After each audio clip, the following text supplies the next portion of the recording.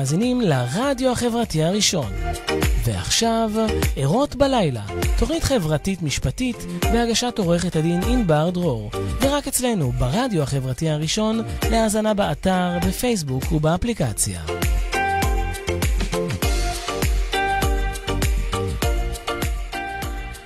שלום, כל אלה שהצטרפו אלינו בשעה היא לא שעה שאני בדרך כלל משדרת, אבל החלטתי ככה להפתיע את רועי ולזמן אותו לאולפן ככה בהתראה של רגע.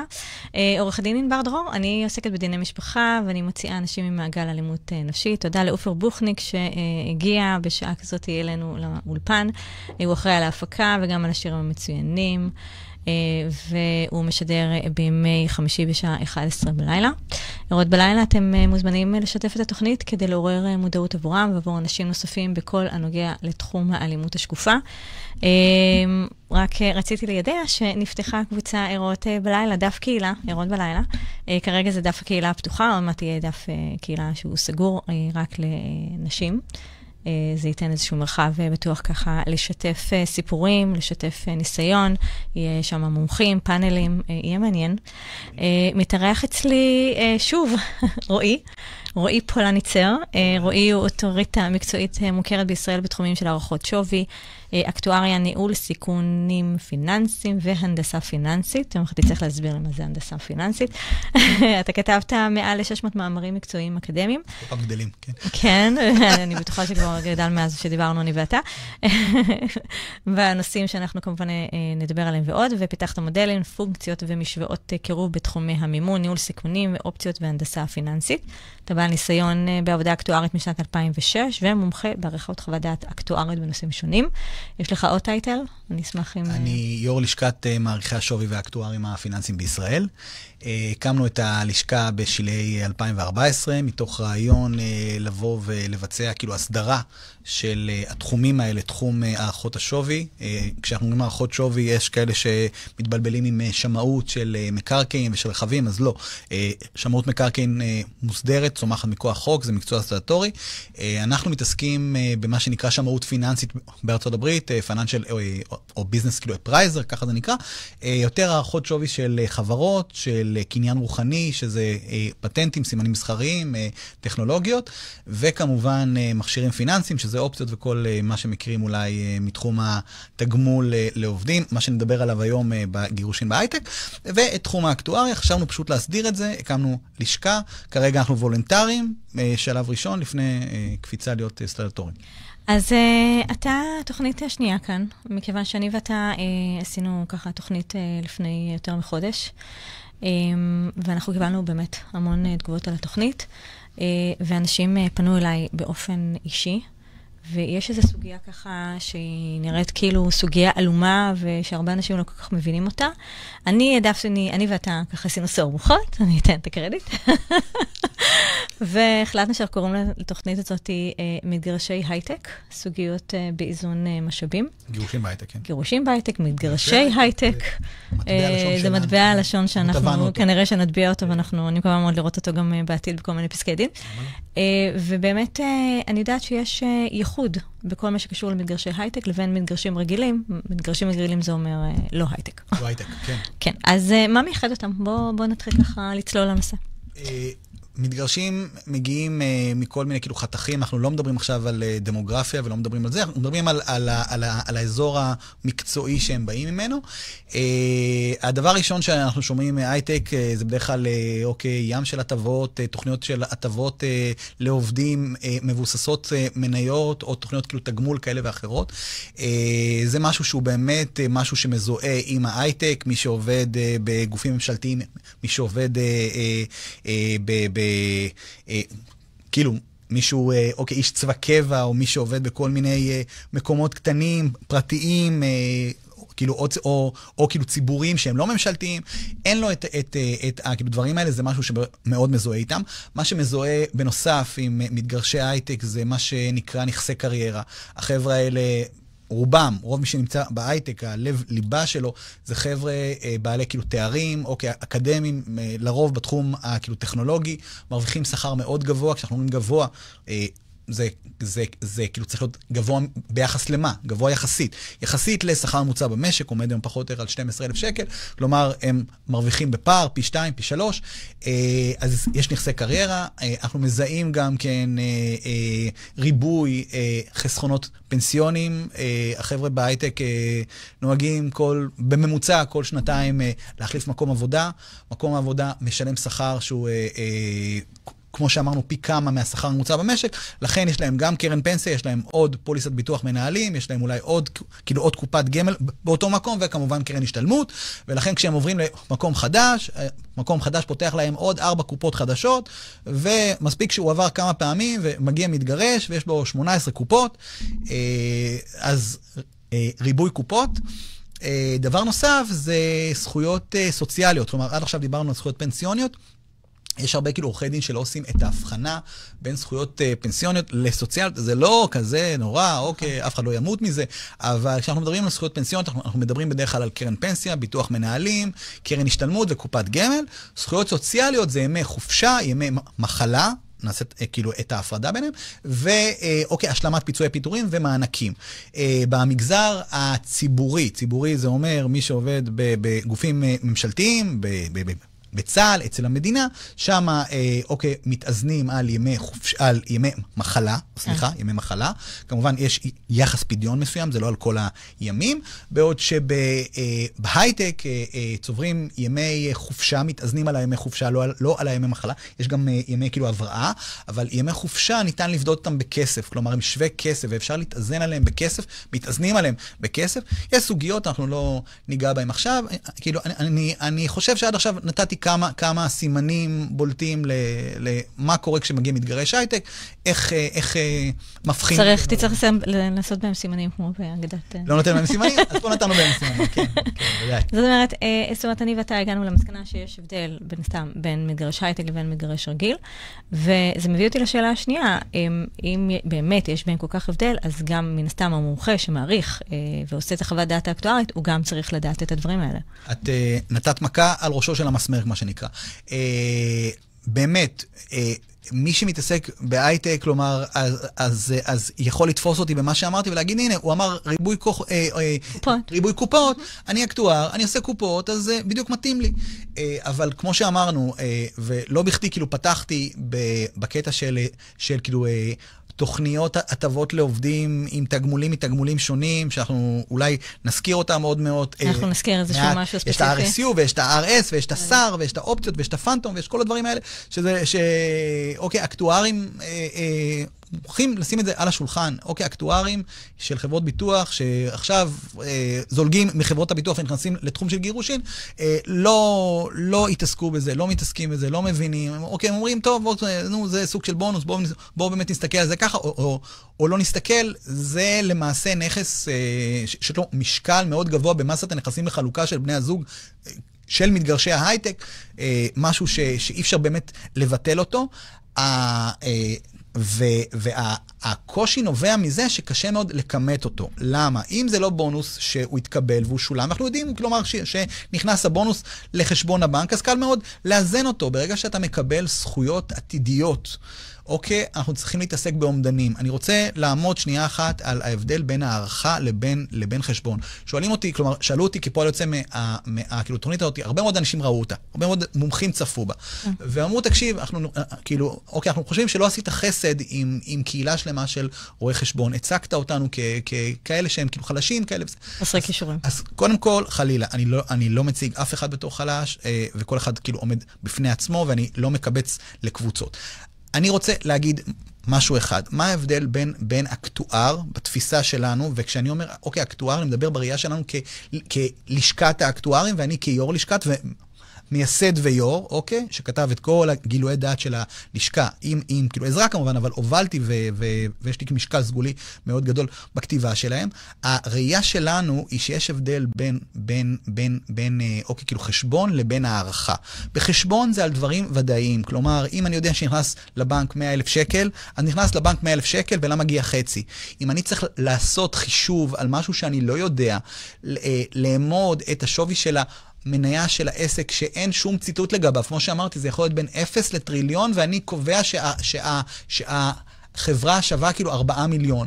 אז אוקיי, עם כל הכבוד לי, ומאוד יפה שקיבלתי היום בז'קט וחליפה, אבל יכול להיות שאני גם טועה, כי אין לי כדור בדולר, ואני לא יודע בדיוק כמה שווה, זה אומדנים, אוקיי? המלעיזים עכשיו כאילו עומדים בצד, דברים, הנה, אמרנו כל הזמן שזה רק הערכות. נכון, זה אוקיי, הערכות, אבל זה ההבדל בין חשבון להערכה. רואה חשבון מסתכל על העבר ועושה חשבון על העבר. אוקיי, אקטואר מסתכל על העתיד ומשתמש באומדנים. האומדנים האלה, סביבם יש המון אי ודאות. הנה, אוקיי, כאילו, אנחנו, בימים האלה, יש לי תיק בכלל בדיני עבודה של בחור שהיה צריך להיות בפנסיה תקציבית, ושמו אותו בפנסיה צוברת, ואנחנו חושבים מה היה צריכה להיות הפנסיה התקציבית שלנו, ואין לנו מספרים. אוקיי, אנחנו יוצרים אומדנים. עכשיו, יבוא מישהו ויגיד לי, רגע, כאילו, אוקיי, האומדן הזה יכול להיות מספר אחר, נכון מאוד, אבל כאילו, אוקיי, כאילו, על בסיס מתודולוגיות ועל בסיס שיטות מקובלות, ובהיעדר נתונים חלוטים, ודאיים, ידועים, זמינים, אוקיי, אנחנו עושים הערכה, והערכה דורשת, אוקיי, ידע, דורשת כאילו השכלה והכשרה, שרואה חשבון בהכשרה אני רק אעצור אותך, מתגרשי הייטק, כן. אני מבינה שצריך מומחה שיעריך את זה בצורה הכי מדויקת קרובה למקור. קודם כל, הוא צריך לדעת בכלל על קיומם של הדברים האלו. את כאילו תגמולים שכאילו קיימים בהייטק. בדיוק. ואת השיטות להעריך אותם, ולמה שיטות מסורתיות להערכות אופציות לא נכונות פה. המתודולוגיות לכאילו תמחור נגזרים בכלל ואופציות בפרט, אוקיי, נועדו לתמחר נכסים שנסחרים בבורסה. כן. שהם סחירים, שיש ציטוט לגביהם, כאילו, אנחנו יודעים כאילו מה השווי, ואנחנו פחות או יותר מנסים לדייק כדי למנוע מצב של כאילו ארביטראז', לא נרחיב על זה. אוקיי? פה אתה נכנס ליער מאוד חשוך, אין לך מושג, אוקיי, אופציה, כמו שאמרנו, היא נגזרת על איזשהו נכס אחר. אין לך מושג לא לגבי הנכס שהיא נגזרת ממנו, ולא לגביה, היא לא שכירה, הוא לא שכיר.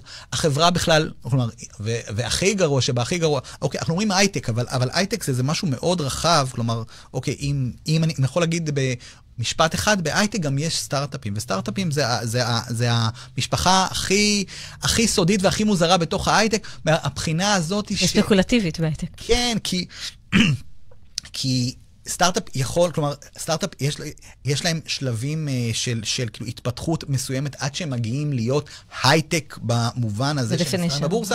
בהתחלה זה רעיון של שני חבר'ה עם לפטופים, אוקיי, יש לנו חברה, הקמנו חברה. החברה הזאת זה כל הרעיון שלו ולעוד חבר יש, והשני לפטופים. כמה זה שווה? זה לתמחר רעיון. אוקיי, זה לתמחר רעיון. אחר כך מגיע משקיע, שם כסף. האם השווי של ההשקעה זה השווי של הסטארט-אפ? על פניו, כאילו, המשקיע, הוא קנה 50% מניות תמורת 100, אוקיי, 1,000 שקל, יבוא כל ברדד ויגיד, אוקיי, אם הוא קנה חצי ב-100,000 שקל, כל 100% שווה 200,000 שקל. אבל מה, זה באמת השווי? בגלל שהוא שם כסף? הוא שם כסף כי כרגע אין הכנסות ואין מוצר, והוא נכנס עם המון אי-ודאות והמון סיכון, הוא לקח כל כך הרבה כאילו מקדמים, ואמר, זה מה שאני מוכן להשקיע. אתם רוצים, אתם לא רוצים, תהיו בריאים. אוקיי, אז הם בשלב שהם רוצים לצמוח, רוצים לגדול, חייבים גם להראות לאחרים שמישהו השקיע, שיש פרייר כאילו קודם. אז כאילו, השאלה, האם הפרייר הזה יצר את השווי שעליו אנחנו נשענים? אוקיי, אז בוא, אתה עמדת כאן על איזשהו כמה בעייתיות בהערכה. בסדר? כן. הערכה, אני מדברת על הערכה, כי בעצם זה לא חשבונאות, כי זה לא... ומי שלא בקיא בזה, בעצם יכול להוציא את האישה, או לחלופין את הגבר, בחוסר. מי שלא בקיא בזה, כן, מה שאמרת עכשיו מאוד נכון. אבל זה תלוי בעצם לאיזה צד אני מייצגת. כן, אבל מי שלא בקיא בזה, פעם אחת יכול להחליט, ויש גם כאלה, שהם אומרים, אוקיי, בגלל שאני לא יודע איך לתמחר את זה, אז זה לא שווה כלום. וראינו גם כאלה, גם פעם קודמת סיפרתי על מישהו כאילו שאמר דף A4 בצורה כזאת כאילו פסקנית, אוקיי, כי הוא לא יודע לעשות. הוא לא רצה להגיד, לא נעים להגיד, אף אחד לא אוהב להגיד מה הוא יודע, מה הוא לא יודע, זה אומר, זה לא שווה, אוקיי? בית המשפט שאל אותו, ואז הוא אמר, תראה, זה גם לא בין קונה מרצון למוכר מרצון, אני חושב שכל מה שהוא לא בין קונה מרצון למוכר מרצון, השווי 0. ושם היה סימן מובהק למה זה לא שווי אפס, כי הבעל אומר, אני מוכן לוותר לך על החלק שלי בדירה בצהלה, רק אל תגיעי באופציות. אז יש יותר צועק מזה, אז זה כאילו פעם אחת. פעם שנייה זה להפעיל שיטות שלא מתאימות לנכסים דנן, לנכסים הספציפיים האלה, שיטות מתחום אחר, ולהגיד, עשיתי משהו מקורב. עכשיו, כולנו עושים דברים מקורבים, אבל שאלה כמה אתה קרוב, אם את נמצאת אם אני מייצגת כרגע בחדרה, אני יותר קרוב אלייך מאשר שאני נמצא באילת ואת נמצאת בנתניה, כמה קרוב אני אלייך? אם אני כרגע מייצגת אישה, סליחה שאני מפריעה לך, פשוט אני רוצה למקד, כי אם אני כרגע מייצגת אישה שהיא מתגרשת מאדם שהוא עובד בהייטק, אני צריכה להתעקש שמי שיעשה את החוות דעת האקטוארית יהיה מומחה במה? מה לבקש? ספציפי, בוא נדבר פרקטית. תראי, הרי שתינו יודעים מה זה המינויים בבתי המשפט. כן, אבל כאילו, אם את יודעת מה יש לו, וכפי שסיפרת כאילו פעם קודמת, את עובדת דרך כאילו חוקר פרטי. אנחנו נעבוד על הסוגיה של החוקר פרטי, חקירה כלכלית, כמה זה לא... אם את יודעת מה מסת הנכסים לחלוקה, וראיתם שם כל מיני כאילו תוכניות כאילו תגמול עם כל מיני כאילו שמות, אוקיי, החזקה היא שאוקיי, האקטואר הכאילו בסיסי של בית המשפט של הרוב, הוא רואה חשבון או סטטיסטיקאי, הוא לא זה שידע איך לפצח את הבעיה הזאת. אוקיי? ולכן, או שהוא לא יעמוד אותה, או שהוא ייתן שווי נמוך שיפגע בלקוחה שלך. הבנתי, אוקיי, זו תשובה שבהחלט מספקת. אתה דיברת על העניין של המפה הכלכלית. נכון. כמו שבטח אתה זוכר, בתוכנית הקודמת אמרתי לך שככה אני עובדת. בשיחה שערכנו, אני ואתה הבנתי שבעצם חקירה כלכלית היא לא ממש יכולה לגלות את כל כלל הנכסים של אדם שעובד בהייטק. אתה רוצה להסביר לי? אוקיי, כאילו, היה לי מקרה של, אני חושב סגרתי, כן. היה לי מקרה של מתגרש, סליחה, לא, אבל זה לא ממני היה. שלי סגור. היה לי מקרה של מתגרש הייטק, שהבנתי שלמעשה, אוקיי, הייטקיסטים הם בני אדם, בשר ודם כמונו, וכמו שבקרב לא מתגרשי הייטק, יש כאלה שמתכננים את כאילו גירושין, מה לעשות? שמתכננים את הגירושין לפני כן, ומתייעצים עם עורכי הדין, לטוב ולרע, גם מתגרשי הייטק, ואולי אפילו ביתר סט, מהמקום הזה שפעם אחת אולי חלקם מודעים יותר למה יש להם, אוקיי? לא כולם, חלקם, לא יודע להגיד איזה חלק, ומה גם שיש להם זמינות של משאבים, כי ללכת להתייעץ ופה ושם, מי שעובד ופרנסתו כאילו קשה לה, והוא לא מסתכל כאילו, אוקיי, בצורה כאילו מספקת, ואולי גם אין לו את המודעות, הוא לא נמצא בחברה כזאת, כשאתה נמצא בגוף מאוד גדול, וכולם מתגרשים סביבך, והוא מספר וזה מספר, אז יש גם זמינות של המידע, ויש גם זמינות של כסף לך להתייעץ. עכשיו, מה שכאילו, מה שקרה אצלי זה מתגרש כזה, החליט כאילו על בסיס ייעוץ, שהוא שובר קופה מסוימת, והכסף נכנס לא לחשבון בנק שלו, אלא לחשבון של אחותו, והייעוץ שהוא קיבל, שהוא דבר שהוא כאילו פחות או יותר די ידוע בתעשייה שלנו, זה שכשימונה אקטואר, כשיקבע מועד קרע, מועד קרע נקבע בדיעבד, אוקיי, תלך ותעשה כל מיני כאילו פעולות כדי שהמועד קרע יקבע בתאריך מסוים, ועד שימנו לך אקטואר, ועד שתסכימו, ותעשה את המוות, אל תסכים על זה, ואל תסכים על זה, ואל תסכים על זה, בסוף ימנו מישהו, ממנים אותו שנה וחצי אחרי. עכשיו, הוא בצר לו, מסתמך או על כאילו טענות משפטיות, כלומר, כאילו על כאילו כתבי טענות, וגם על דוחות המסלקה. דוחות המסלקה, הבעיה איתם שהם מספרים מה כמות הנכסים. מבחינת מספר קופות, כמה קופות יש היום, כשהאקטואר מושך אותם היום, הם לא מספרים מה היה במועד הקרע. ולכן, במועד הקרע רואים, כאילו, נכון להיום רואים למשל 8 קופות, כשהיו 12 קופות, כלומר 4 קופות ברחו לנו. לאן ברחו? הוא הבריח אותם. הוא כאילו ייבש אותם, אוקיי, הוא כאילו פדע אותם, עשה כל מיני פוילשטיקים, לקח עליהם כאילו הלוואות, לא החזיר, לא יודע, כל מיני כאילו דברים, 180,000 שקל, אוקיי, שהוברחו ממסת הנכסים לחלוקה. עכשיו, כמו שסיפרתי פעם קודמת, אני קצת חוזר על דברים, אני מבקש, כשאני מתמנה לפחות, או כשמתייעצים איתי, אני אומר, תקשיבו, אני מבקש מהצדדים, לחתום על כאילו תצהיר שלא יהיו משיכות בין מועד הקרע לבין המועד של הדוח מסלקה, כדי לסגור לעצמי את הסיפור הזה שמה שאני רואה עכשיו כנראה היה גם שריר וקיים למועד הקרע. עכשיו, אוקיי, אנשים מקבלים ייעוץ משפטי, הם בדרך כלל מיוצגים כבר, העורך דין אומר תחתום, הוא לא יודע לגלות כלום, הוא לא זה, כל עוד, כאילו, אנחנו גם נעמוד על זה שלא ימונה רוך, או כאילו חוקר כאילו בתיק שלך, וזה אקטואר של פנסיות, מה הוא יודע? וזה כמו שקורה, עד שהאישה, למזלה, עולה על זה, כלומר, ואומרת, לא יכול להיות, אני זוכרת שהייתה לו קופה בהראל, איך יכול להיות פתאום שאין לו בהראל, אני זוכרת הייתה הראל, הוא אומר, היה הראל, אז זה עבר. אוקיי, ואז עד שהיא ממציאה איזשהו תלוש משכורת, ישן, עם מספרי קופות, ואנחנו מנסים לברר מה קרה לקופות האלה. בהתחלה כאילו עוטפים אותנו ואומרים, הקופות נסגרו ועברו לקופות הקיימות. אנחנו מבקשים את הדף העברה, ואז אנחנו רואים שהם לא עברו, אנחנו רואים שהם נפדו, זאת אומרת, חוקר כלכלי בנקודה הזאת מבחינתך יכול לגלות את כלל נכסי אני לא עבדתי מול חוקר או כאילו כלכלי, אני לא יודע. חוקר כאילו כלכלי זה ברמה של כאילו עורך דין. הבעייתיות שאני זיהיתי אצל חוקר כאילו כלכלי, כלומר, עוד פעם, חלילה, זה לא אצלהם, הם מביאים דוח על כל החשבונות בנק שאי פעם נפתחו ונסגרו ופה ושם וזה, ואז זה יוצר, אוקיי, כאילו איזשהו כאילו בלבול.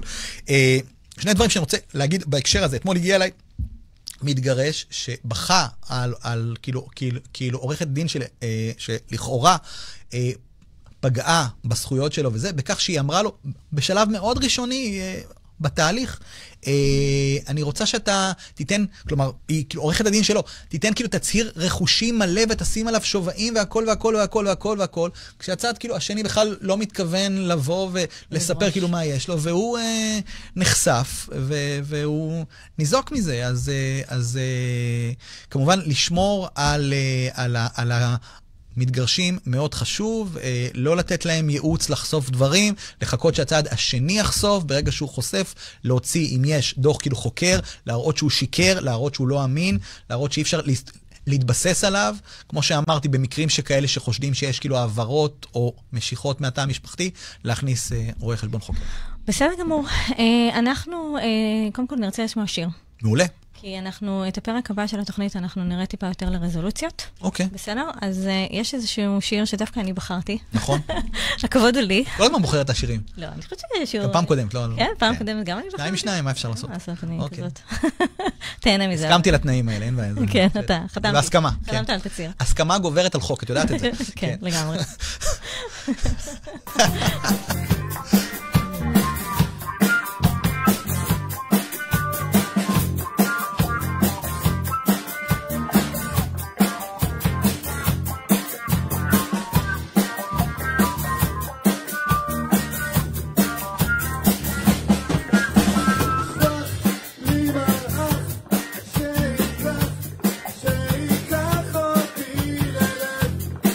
שאוהב ומחכה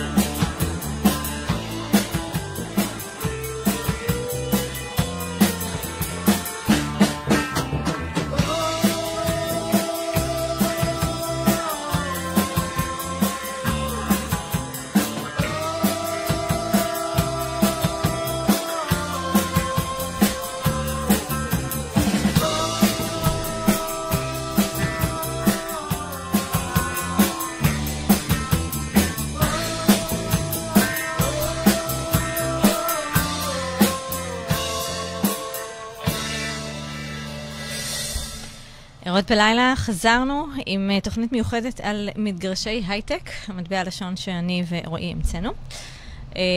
אז אנחנו ככה בפרק השני של התוכנית, אני רוצה לראות איתך טיפה לרזולוציות של מה מיוחד במתגרשי הייטק. ואני ואתה ככה דיברנו, ועשינו פה קצת איזו רשימה ארוכה מאוד אגב, של מתגרשי הייטק, בין היתר נכסי קריירה, הטובות. בואו נדבר ככה על כל אחד, ניתן איזשהו ככה... רק חוף קטן, בחלק הקודם של השידור, דיברנו על זה שהאקטואר צריך לדעת להיות מטיב לכת בתחומים של תוכניות הטבות לעובדים. כמובן שאותו דבר צריך להיות בנכסי קריירה, הוא צריך לדעת מתי יש נכסי קריירה, מתי אין נכסי קריירה, מה ההבדל בין פערי כאילו השתכרות, נוסחת שילה, כל הדברים האלה, מטיבי הלכת בתחום יודעים. אז בוא נדבר על זה. קודם כל נכסי קריירה. האם המושג הזה נכון שהוא יהיה מיוחס קודם כל, אני רוצה לעשות סדר לאור שיחות שהיו לי, ואני מביא דברים בשם אומרם, אני לא לוקח קרדיט כאילו על עצמי. יש יועץ משפטי, אחד האנשים היותר חכמים שהכרתי, הבן אדם הוא גם מהנדס, הוא גם אוקיי, כאילו כלכלן, אוקיי, אקטואר לפי פסיקה, והוא עורך דין. אני לא אגיד את שמו, הוא חבר יקר שלי, והוא היועץ המשפטי שלנו, והוא עשה לנו יום עיון, וגם לי איזשהו כאילו שיעורון פרטי, והוא נכנס לרזולוציה של מה מאזנים ומה לא מאזנים. שזה דבר בכלל שלדעתי כאילו מאוד חשוב, כי אנחנו שומעים כל הזמן, ואני רואה כאילו כל מיני פרומואים, או כל מיני סרטונים ביוטיוב, של כל מיני כאילו עורכות דין ועורכי דין, חלילה, אין לי שום דבר נגד עורכות דין, אוקיי, ענבר חברה שלי, שמדברות על מוניטין אישי וכל מיני דברים. חייבים להבין, אוקיי, העבודה של האקטואר והעבודה של האיזון בכלל צומח מכוח חוק יחסי ממון בין בני זוג, 1973, סעיף 5א. סעיף 5א מדבר על כלל נכסי בני הזוג. כלל נכסי בני הזוג מוגדר שם בחוק, הכל, חוק מתחיל, אני לא משפטן, חוק מתחיל בדרך כלל מהגדרות. פה ההגדרה הייתה צמודה ל-5א קצת מתחת, והיא אומרת, וזאת, מבחינת משפטית קוראים לזה, אוקיי, הגדרה מעגלית. כלומר, לא מגדילים את זה כרשימה סגורה, אלא לרבות. מה זה לרבות? כלומר, משהו, ולרבות גם פנסיות, גם חסכונות בנק, גם כל מיני דברים. עכשיו, השאלה האם נכסי קריירה הוא נכס או לא נכס. אז קודם כל, כשמדברים על נכס במובן של 5א, מדברים על נכס שהוא מטבע עובר לסוחר, נכס שאני יכול להעביר אותו. למשל, דירת מגורים, אני יכול להשכיר אותה, אני לא חייב לעבוד, היא יכולה לעמוד, אני יכול להכניס סוחר, אני מקבל שכירות, היא עובדת בשבילי. זה נכס ברור. הקופת גמל שלי מייצרת תשואה גם אם אני לא מפריש לה, וכל מיני דברים, עובדת בשבילי. מניה, פנסיה, כל מיני דברים. כלומר, זה נכס שהוא מטבע עובר לסוחר, זה נכס שאני יכול לסחור בו, זה נכס שצד ג' יבוא ויגיד שיש לו שווי. אוקיי? זה ברור. אוקיי, העניין של מוניטין אישי, שבנכסי קריירה אנחנו קוראים לו כישרון אישי. כמו שהסברנו, הכושר הסתכרות של בן אדם, מחולק בראייה הזאת לנכס קריירה ולכישרון אישי. נכס קריירה הוא לא נכס במובן של 5א, מכיוון שאין כזה נכס. אם נלך ונחפש אותו... נכס הוא האדם עצמו. בדיוק. כלומר, הוא לא רשום על שם. כן. בעוד שפנסיה, בעוד שחשבון בנק, מניה, כל מיני דברים רשומים על שם הבן אדם שמקבל אותם, גם דירת המגורים, רשומה בטאבו. הנכס קריירה הוא איזושהי כאילו המצאה, אוקיי, שהגיעה מחול, קיבלה תוקף פסיקה של כאילו העליון, יש כאילו הלכה לגביה, של חלוקה לא שוויונית, והם הגדירו שבמקרים מסוימים יש נכסי קריירה, וזה נכס בר איזון רק בכפוף להחלטה שיפוטית, לא בא אקטואר ואומר, אני חושב שיש. עכשיו, מכיוון וזה לא נכס בר איזון קלאסי, צריכים לראות קודם כל אם בכלל יש, כלומר אם עורכת הדין של האישה אומרת, תקשיב, הבעל עובד בהייטק והוא משתכר שכר מאוד גבוה, והוא לא סתם אחד שלקחו אותו להייטק, יש לו תעודות ותארים והוא יושב על 30, 50, 40 אלף שקל. על פניו נשמע שיש נכסי קריירה. פעם אחת כי זה, כי מה שהוא עושה שם כנראה זה כאילו תפקיד שנגזר מהלימודים שלו, גם אם זה לא לימודים כאילו אקדמיים, אוקיי, עדיין זה נחשב נכסי קריירה. הגיע אליי מישהי שבעלה הוא מומחה לפצצות. לא לומדים את זה באוניברסיטה, יש תעודה של משרד העבודה.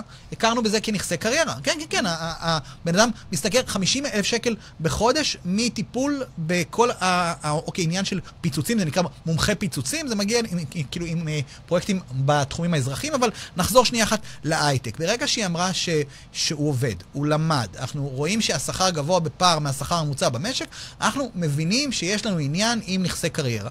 עכשיו, פה צריכים לבדוק אם הצד השני מסכים שאנחנו בכלל נעריך נכסי קריירה, אוקיי? כלומר, כי צריכים להבין, בדרך כלל המינוי של האקטואר, אוקיי, הערת אגב, לא כולם יאהבו אותה, אני מרגיש צורך כן להגיד אותה, שופטים, דיינים נשים בצד, שופטים בבתי משפט בכלל ובבתי משפט לענייני משפחה לא הגיעו מהשמיים, הם היו לפני כן עורכי דין, אין להם בינה יתרה ברגע שהם לובשים גלימה ומתיישבים על כס השיפוט. כל הידע שהיה להם לפני כן זה מה שהם הגיעו איתו. עכשיו הם לא תמיד יודעים, והם מוציאים בדרך כלל מינויים חלביים, אני קורא לזה. המינויים, למי שלא מכיר, ומי שכן מכיר, בדרך כלל, אוקיי, אקטואר יעמוד נכסים וזכויות, משהו אמורפי כזה.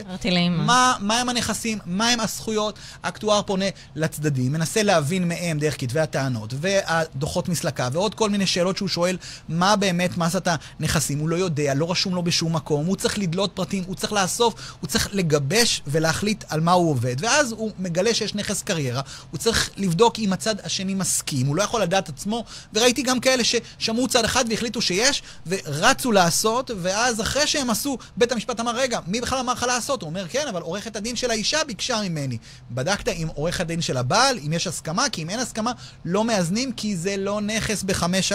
אם אין הסכמה עליו, אוקיי, נדרשת... זאת אומרת, אם אין הסכמה של הצדדים לאזן את הנכס הקריירה, שזה בעצם האדם, כי הנכס הזה לא צומח מכוח חוק, כי אין פה נכס. אז אני בעצם יכולה להתנגד לזה. יכולה להתנגד. אוקיי, אם את מייצגת את מי שטוענים לגביו נכסי כאילו קריירה, כן, כי זה לא צומח מ5א. אוקיי, וטענת כושר השתכרות עודף. הטענת כושר כאילו השתכרות, אוקיי, עודף. הרי אם אנחנו לוקחים את השווי שכר במשק. אז יגידו אין בעיה, בוא נקלע אותך לתוך נוסחת שילה. שילה, למי שלא מכיר, מדובר על נפתלי שילה, מי שהיה סגן הנשיא בית המשפט המחוזי בתל אביב, והוא יצר איזושהי נוסחה שמטפלת בפערי כאילו השתכרות, כאשר אחד מהצדדים מרוויח יותר והשני פחות, ואנחנו מבינים ששני שני הצדדים כאילו, אוקיי, הרגילו את עצמם לרמת חיים מסוימת, וברגע שהם נפרדים עכשיו, ואתה המשפחתי נשבר, אוקיי? אחד ימשיך לחיות באיזושהי רמת חיים מסוימת, השני ירד, ורוצים לאזן את זה כדי לתת לו איזושהי תקופה של הסתגלות. ככה, אוקיי, אני מבין לפחות. ונפתלי שילה החליט ליצור נוסחה קשיחה לכולם, לא משנה כמה זמן הם נשואים, 30 שנה, 70 שנה, שנתיים, לא משנה מה, הוא נותן פיצוי למשך 36 חודשים. למה 36? הוציא את האצבע, חזר כאילו 36, אין לו סיבה, כן, הוא לא מנמק, הוא אומר בנסיבות העניין. מה זה נסיבות העניין? זה דרך מיוחדת להגיד, אין לי דרך, כן. אז עכשיו, זה כאילו מה שעושים כשלא מתירים נכסי קריירה, או כשלא מבקשים נכסי קריירה, אומרים פערי שיתוף. מה שקורה פה זה יישמע מפחיד, מדע טילים, אבל אוקיי, אל חשש, מי שהגה את זה הוא עורך דין בעברו, אז זה לא ריבוזום, זה לא עדה יונת, אוקיי? הרעיון הוא פשוט, השכר הגבוה פחות השכר הנמוך, מקבלים את ההפרש, את ההפרש כופלים במספר שנות הנישואים, ב1%, אוקיי? ואת הדבר הזה כופלים ב36 חודשים. כלומר, נגיד, והשכר הגבוה הוא 20 לצורך העניין, השכר הנמוך הוא 10, ההפרש הוא 10, אוקיי, 10,000 שקל. נגיד והם היו נשואים 10 שנים, אוקיי? אז יש לנו 10,000 שקל, כפול 1%, אוקיי, 10% מ10,000 זה 1,000, נכון? ו1% זה 100 שקל. 100 שקל כפול 10, אוקיי, כאילו, 100 שקל כפול כאילו 10, שזה 10 שנות נישואים זה 1,000 בחזרה, והיא צריכה לקבל פיצוי של 1,000 שקל למשך 36 חודשים, כלומר 1,000 כפול 36, 36,000 שקל, סגרנו את זה במחיר סביר.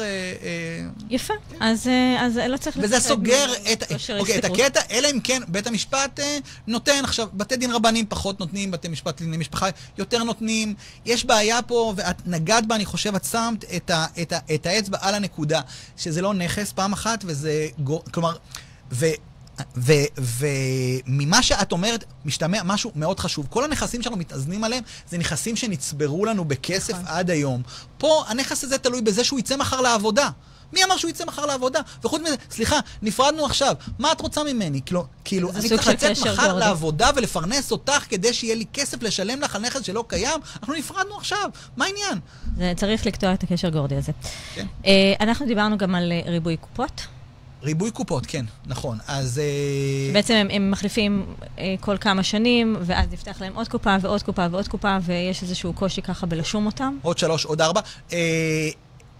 או לפחות לגלות אותם. מה שקורה, לא, אז נגענו בעניין של, כאילו, גילוי שהדוח מסלקה לא מספר, וגם הם לא זוכרים, או לא מנדבים,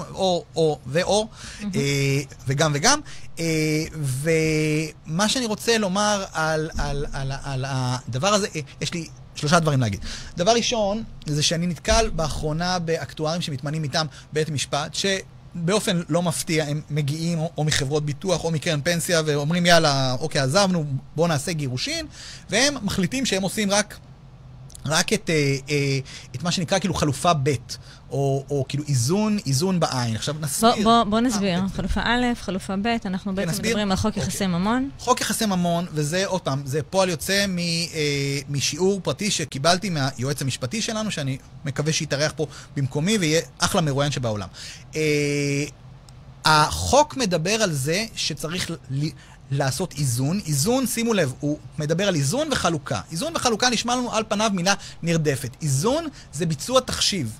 אוקיי? מי שקורא מבין איזון זה ביצוע תחשיב. חלוקה זה הפירוק, פיצול, איך מפצלים את הנכסים.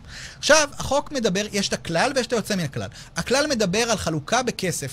כלומר, אחרי שעשינו תחשיב, חישבנו כמה הנכסים שלי, כמה הנכסים שלך, מה החלק שלך בנכסים שלי, מה החלק שלי. יש צד אחד שיש לו יותר, יש לו עודף נכסים על הצד השני. הוא הצד שצריך לצורך, האיזון, להעביר את הסכום שדרוש לאיזון. הסכום הזה, הכלל, הוא שהסכום הזה צריך להיות משולם בכסף. זה הכלל, זה לא אני אומר, כתוב את זה ב-5א, כתוב את זה ב-6, א'. 6ב מדבר, כלומר, הסעיף 6ב מדבר על זה שיש 2 חלופות. חלופה אחת, הוא קורא לה חלופה בכסף, מה שהאקטוארים מכנים חלופה א', חלופת ההיוון. התקשר אליי רואה חשבון מאוד מוכר לפני כמה ימים, שבכלל מתעסק בדברים אחרים, מרתקים כשלעצמם, ואומר לי, תקשיב, נכנסתי פנימה, ואומרים שיש כאילו חלופת היוון. אני רואה חשבון 30 שנה, אני יודע מה זה היוון. היוון זו פעולה מתמטית, למי שלא מכיר. היוון זו פעולה מתמטית שבאמצעותה אנחנו מעבירים זרמי מזומנים מהעתיד להווה. זה כמו אוטובוס שלוקח זרמים. זה נקרא היוון. ההיוון בחוק, מה שקוראים לו היוון זכויות, או שיטה א' חלוקת ההיוון, זה לא היוון הזה. אז כל מי שחושב להיכנס לתחום, רואה חשבון, כלכלן, all your horses, אוקיי, היוון, פה זה לא ההיוון שאנחנו מכירים, שאתם מכירים, שכולנו יודעים טוב מאוד לעשות, זה היוון אחר. זה היוון מהמילה הווה. בואו נתאזן עכשיו על הערכים הנוכחיים, על השווי היום, משהו היום שווה. אוקיי, ולכן אומרים חלוקה בכסף. יש עוד חלופה שנקראת חלופה בעין. עכשיו, אומר היועץ המשפטי, שימו לב שהלשון של החוק אומרת שכל בן זוג זכאי למחצית שוויים. הוא לא זכאי לנכס, הוא זכאי לשווי בכסף. הוא זכאי לשווי בכסף. זה חוזר לעצמו ב-6א שאומרים צריכים לשום, צריכים כלומר לחשב את השווי בכסף, ואז מה זה אומר למעשה? זה אומר שאין זכות קניינית. זה אומר שאני לא יכול להחליט שמגיע לי את הפנסיה התקציבית של בת זוגתי, אוקיי? כלומר, לקבל את הקצבה, אלא לפי הכלל מגיע לי את הכסף. עכשיו, יכולה לבוא בת זוגתי ולהגיד, רגע, האקטואר העריך לי את הפנסיה התקציבית ב6 מיליון שקל. אין לי 6 מיליון שקל לשלם לך. תהפוך אותי קדימה, אחורה, אין את הכסף הזה. ואז ב-6 ג', אוקיי, סעיף 6 ג', לבית המשפט מוקנית סמכות, יש לו את האפשרות לצאת מהכלל, ליוצא מן הכלל, ולהגיד תהיה על הנכס הזה ספציפית, בכפוף לנסיבות, אם הוא מתרשם, תהיה חלוקה בעין. מה קורה היום? קורה היום מצב כזה שעורכי דין אומרים לי, סליחה, אוקיי, מרשי יחליט איך הוא משלם, מרשך לא יחליט איך הוא משלם, יש כאילו את החוק, אוקיי? אז אני עוזר, נראה שאני עוזר לצד כאילו השני, אבל אני לא עוזר לצד השני.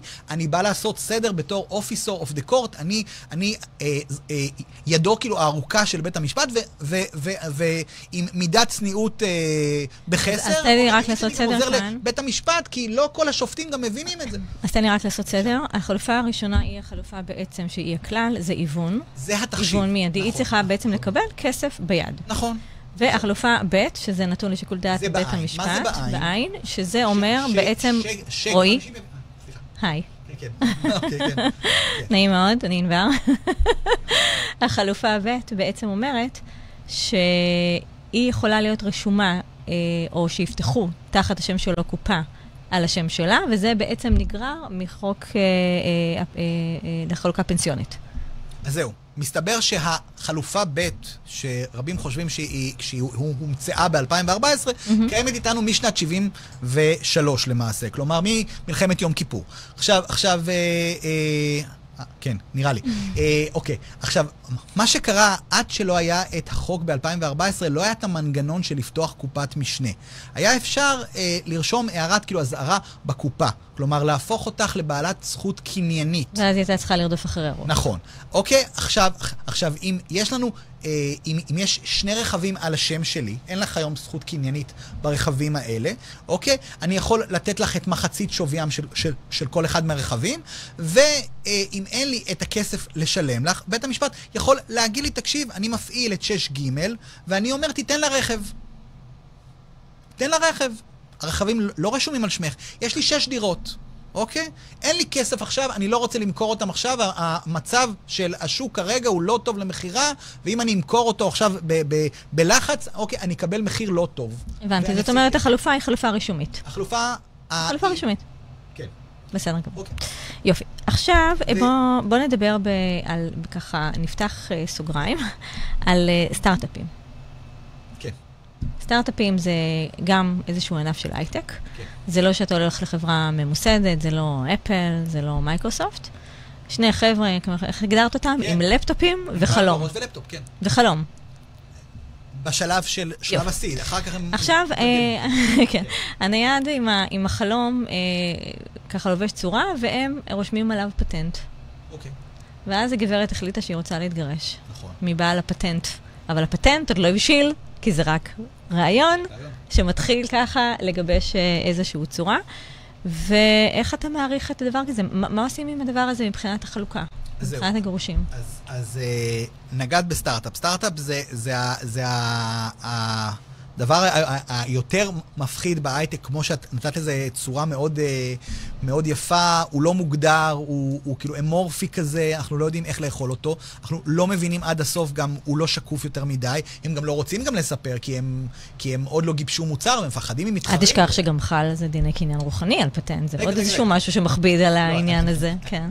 אני מתחיל כאילו מהקדמה. עכשיו, יכול להיות שלבעל גם יש מניות בכלל בדבר הזה, הוא מהמייסדים, אוקיי? יכול להיות שהוא או עובד או מהמייסדים, והוא גם חלק מהפטנט, ושהפטנט רשום על שמו. אוקיי, יש לי מתגרש, שהוא בכלל עובד בסטארט-אפ, והוא רשם על שמו. אוקיי, כאילו פטנט מסוים. פטנט זה לא עניין של מה בכך, הוא רשם אותו כאילו בארצות הברית, בדקו באמת, נותנים את ההגנה למשך 30 שנה. למשך 30 שנה, אוקיי, אף אחד לא יכול להיכנס לך לטריטוריה, גם אם אתה לא עושה עם זה כלום, אתה יכול ללכת לבית משפט. כלומר, יש לזה שווי הגנתי גם, כן, בעצם זה שלי יש זכות בלעדית למשך 30 שנה. עכשיו, מה שקורה, כמו שאמרת מאוד יפה, לכתוב פטנט זה משהו אחד. לקחת את הפטנט ולהפוך אותו למכונה שמייצרת מזומנים, זה כבר level 2, זה כבר משהו אחר, ורוב הפטנטים, כמעט 85% מהפטנטים לא מתגבשים לדבר הזה, נשארים כאבן שאין לה הופכין. עכשיו מגיע מתגרש, והאישה אומרת, תקשיבו, כל הזמן ישב, אני זוכרת שהוא כתב, הוא שילם אגרה, קיבלנו בדואר, מכתב מחול וזה, היה דואר רשום פה, והוא לא סיפר, הוא כאילו גאון, אבל הוא שכח לספר שיש לו פטנט, אוקיי, על שמו, וכששאלתי אותו, הוא אמר, כן, יש פטנט, אמרתי לו, אני יכול לקבל את המסמכים של הפטנט והכל, ואז הוא אמר, תראה, זה לא הגיע להסכם מסחור, ואף אחד לא לקח את זה, ולא הלך באמת לפתח את זה כדי שזה יהיה כאילו משהו מסחרי. ולדעתי אין לזה שווי, אני גם לא רואה אותה עכשיו אחרי הגירושין, אני ארוס, אני גמור, אני לא רואה את מי כאילו מפתח את זה. עכשיו, נשאלת השאלה מה השווי.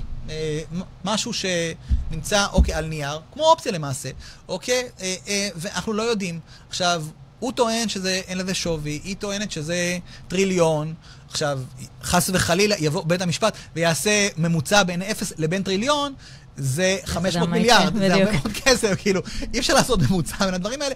בית המשפט, במקרה שלהם, חתך את זה ב-100,000 שקל, קיבץ את כל העלויות של מה שעלה לו, ואז אמר, חצי מזה, כאילו, שלך, יאללה, שלום. זהו, עם זה יצא. החלום ושברו, 100,000. כי לא רצו גם להשאיר את העניין שכשיהיה בפועל, אז תשלם, כי בתי המשפט, בצדק אני אומר, בדין אני אומר, לא רוצים להשאיר זנבות, לא רוצים שמישהו יהיה בידיים של האחר, לא יהיה קשר, לא יהיה דיווח, לא תהיה שקיפות, רוצים למנוע את זה. יפה מאוד, אני גם חושבת שזה הדרך הנכונה. אנשים רוצים להתגרש. אנשים רוצים לסיים את המערכת הכלכלית ולא להשאיר את מאחורים מזה. למה שניתן לך דיווחים ואיזה אינטרס ולמה שתאמיני לי כן. בסדר גמור. אני יודעת שככה למדרשי הייטק, יותר נכון, שהם מגיעים, יש חברות שהייטקיסטים מגיעים והם מקבלים מענק חתימה. כן. האם זה נכלל בגדר האיזון? כן, מענק... עכשיו, אתה יודע, זה פותח את הפרק השלישי של התכנית הזאת, כי הם מקבלים את זה או כמענק חד פעמי, או בעצם מניות. זהו, עכשיו, זה משהו שלא קיימנו עליו דיון בלשכה שלנו, כאילו, למרות שאנחנו מקיימים כמעט כל חודש מפגש לשכה, בראייתי, אני לא רואה בזה כאילו... שכר כאילו עבודה, אני רואה בזה כאילו מענק. מענקים הם נכס בר איזון, דרך אגב, משכורות לא מאזנים. משכורות לא מאזנים את המשכורות. ראיתי כאילו, אקטוארים שלוקחים כאילו חשבון בנק למועד הקרע, ולוקחים את השכר, ואז אומרים חצי מהשכר שלו, חצי מהשכר שלה. לא מאזנים משכורות. יש כאילו פסיקה זה כאילו של כאילו העליון, שלא מאזנים משכורות. מענקים זה משהו אחר. המענק הזה ניתן לו, הבנתי מהיכרותי טיפה את התחום, כדי למנוע מצב של גוסטינג. יש הרבה מאוד כאילו הייטקיסטים שמתראיינים בכל מיני מקומות, החברות מחזרות עליהם, קל וחומר במצבים שיש מחסור כעובדים טובים, והם מפחדים שהבחור יקבל הסכם ויגיד כן, כן, כן, ולא יגיע ביום ראשון, ואז הם אומרים, תשמע, גם אם הוא יגיע, הוא יגיד מה, אני צריך לעבוד חודש וזה, בואו ניתן לו כבר את כאילו כסף, לפעמים זה בכסף, כמו שאמרת, לפעמים זה במניה, ולדעתי זה נכס בר איזון, צריכים לאזן אותו, זה לא שכר. כל המענקים וכל ההטבות האלה שהם מקבלים בהייטק, הם מקבלים אותם משתי סיבות. חשוב לשים את זה. פעם אחת, לתמרץ אותם, לעבוד, להמשיך ולעבוד, ולהיות קשורים לביצועים של העסק, ופעם שנייה, כחלף שכר. לא תמיד, למרות שהם מקבלים שכר מאוד גבוה, נראה לנו, השכר לא משקף את כל השווי שמגיע להם, ואז חלק הם מקבלים כחלף שכר, במקום שכר, חלק במשכורת וחלק ב...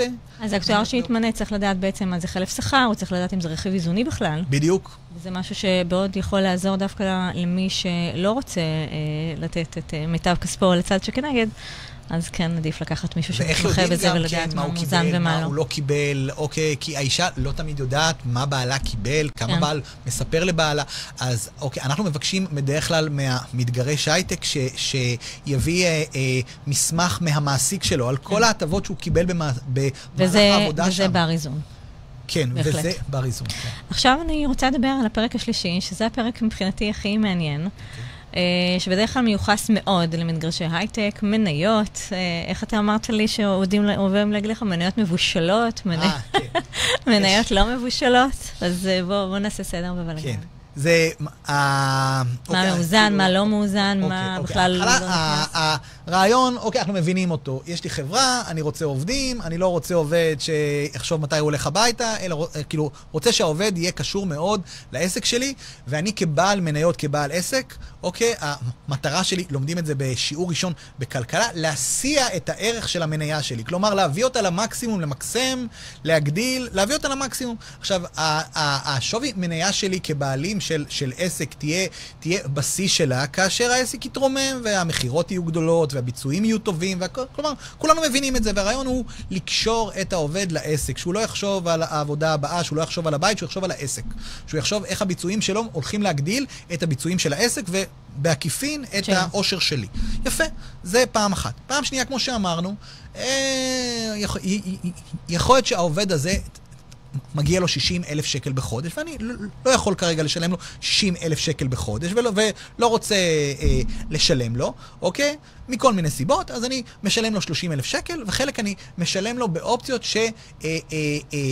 שכאילו הופכות להיות בשלות, אוקיי? מבשילות, זו ההגדרה, מבשילות, כי אני שומע עורכי דין שאומרים מבושלות, מבושל, זה מגיע מהבשלה, אוקיי? כאילו, באנגלית זה נקרא וסטינג. וסטינג זה מתחום של פירות. מתי כאילו האבוקדו מבשיל, ששמים לו בננה בתור חברה.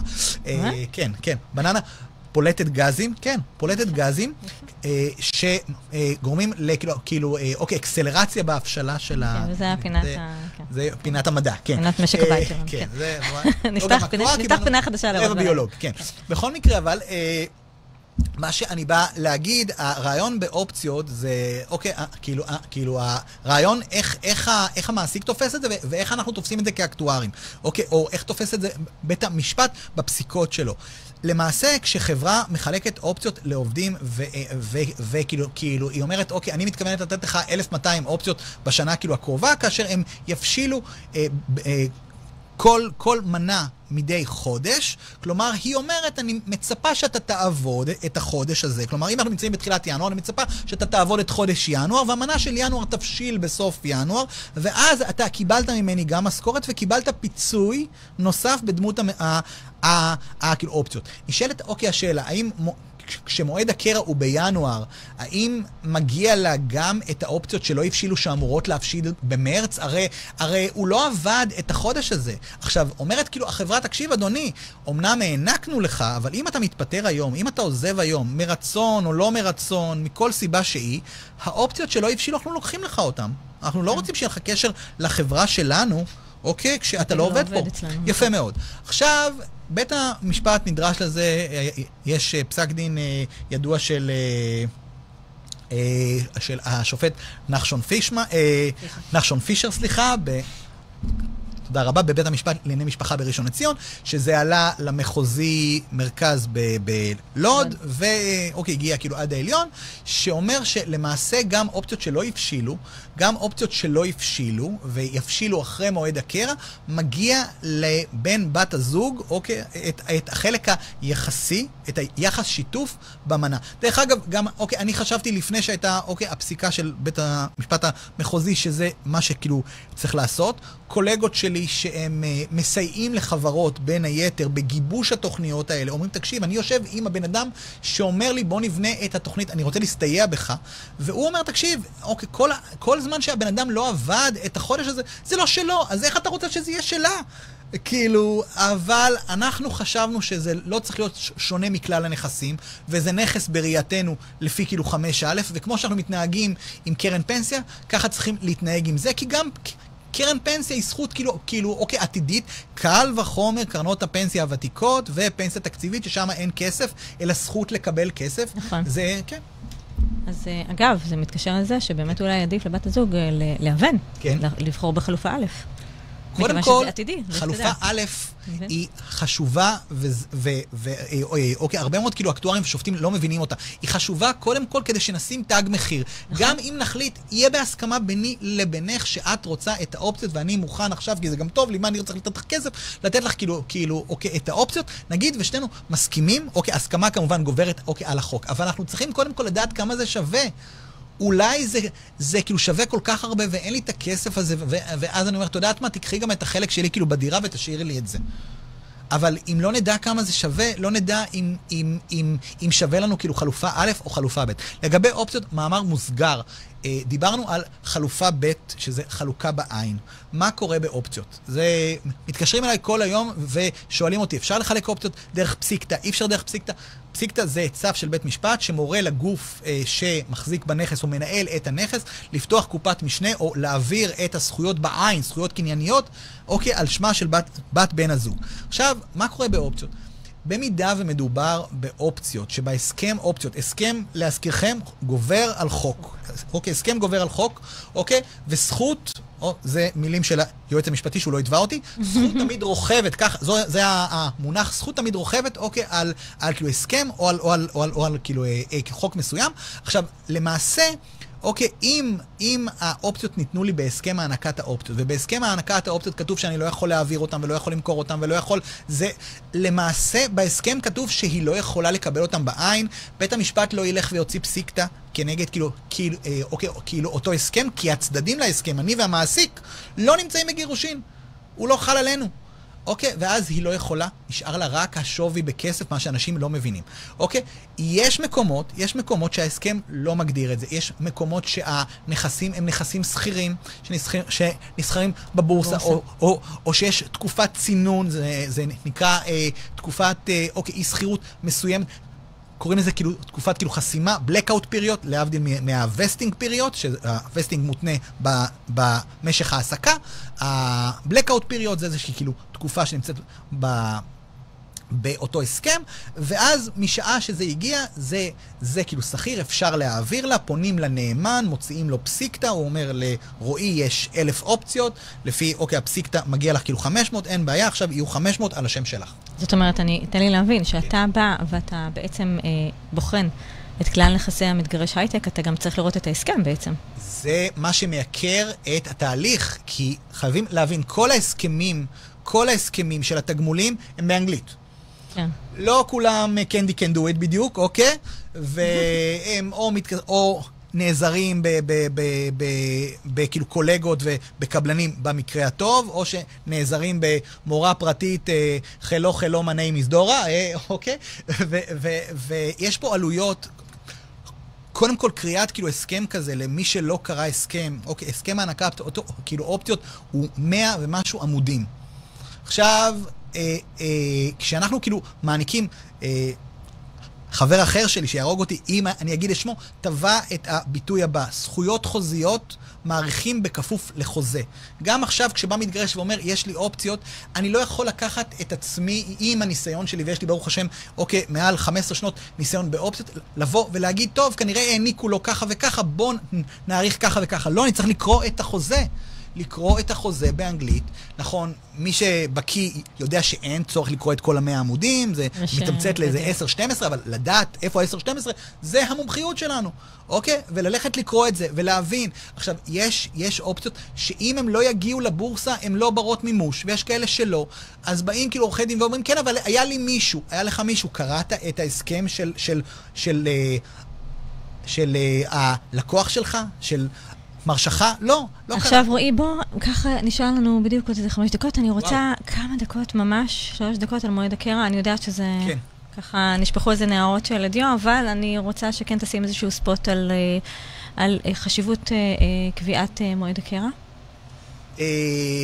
שווי של זכויות פנסיוניות. דיברנו פעם קודמת על מועד הקרע. אני רוצה לגעת באיזושהי פרקטיקה, אני מאוד נזהר, אני לא רוצה כאילו תביעות.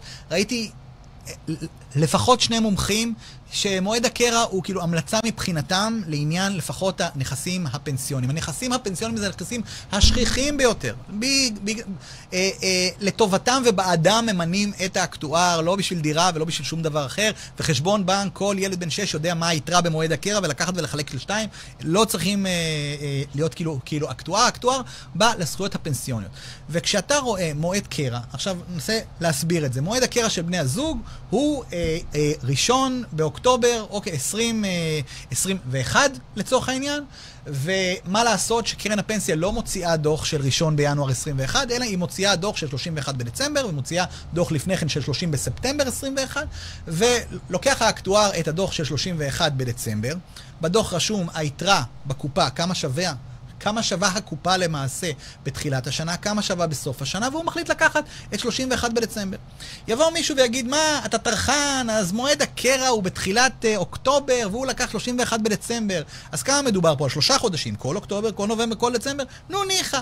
סליחה, למעשה, מי שלא מבין מה קרה פה, למעשה כשהוא מאזן את השווי של ה-31 בדצמבר, והוא עושה לעצמו חיים קלים, אותו כאילו אקטואר, so called, אוקיי? הוא לוקח את השווי הזה, הוא כולל את ההפרשות הפנסיוניות של הבעל, אוקיי? במקרה דנן, ב3 חודשים שלא מגיע לה, לא מגיע לה אחרי מועד הקרע.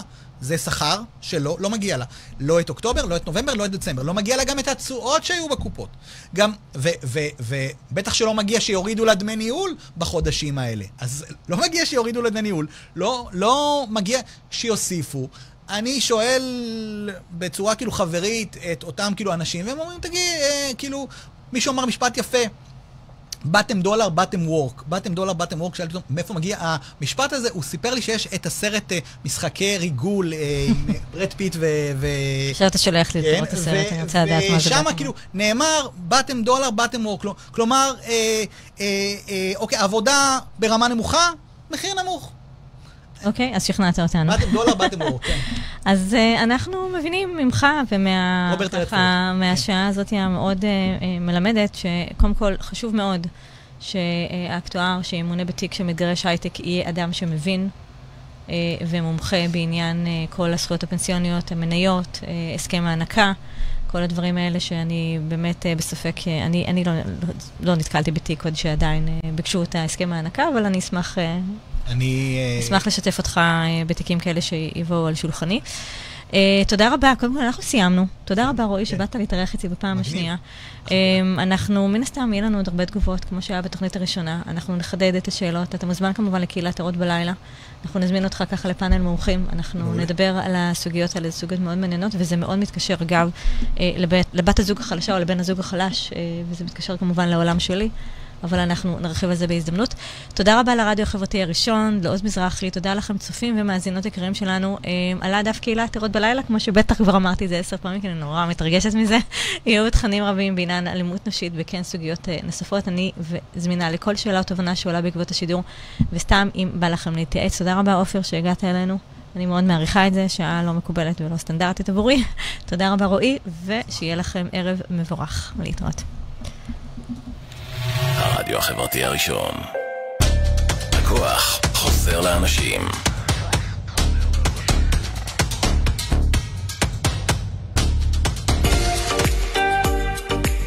אתם מאזינים לרדיו החברתי הראשון. ועכשיו, ערות בלילה, תוכנית חברתית משפטית בהגשת עורכת הדין ענבר דרור. ורק אצלנו ברדיו החברתי הראשון, להאזנה באתר, בפייסבוק ובאפליקציה.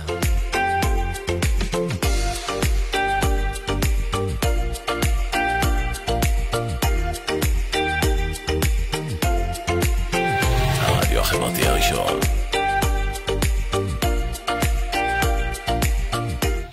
הרדיו החברתי הראשון. הכוח חוזר לאנשים.